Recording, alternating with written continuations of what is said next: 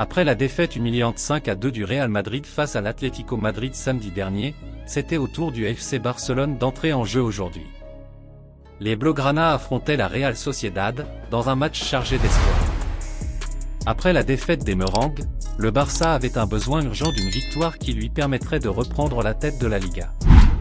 L'équipe d'Hansi Flick est arrivée avec plusieurs absences clés, obligeant l'entraîneur à aligner un 11 de départ très différent de son habitude.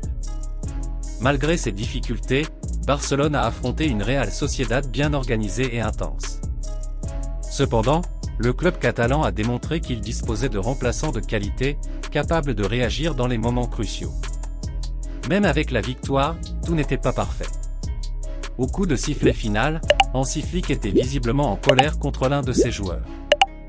La cible de la réprimande était le jeune latéral gauche Gérard Martin.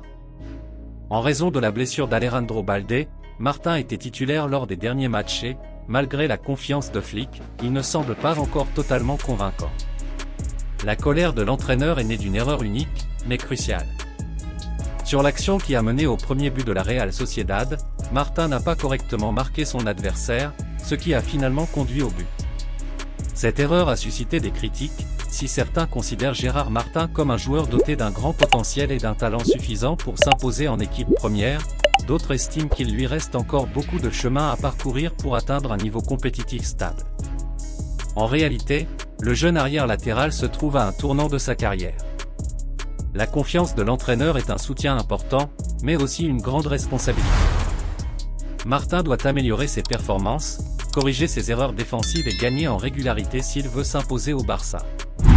En fin de compte, le débat reste ouvert. Est-il un joueur faible, insuffisamment performant?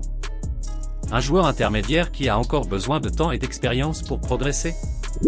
Ou peut-il déjà être considéré comme un bon latéral avec une marge de progression?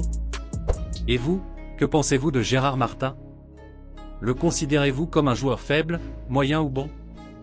Laissez un commentaire et partagez votre point de vue, car votre opinion est importante.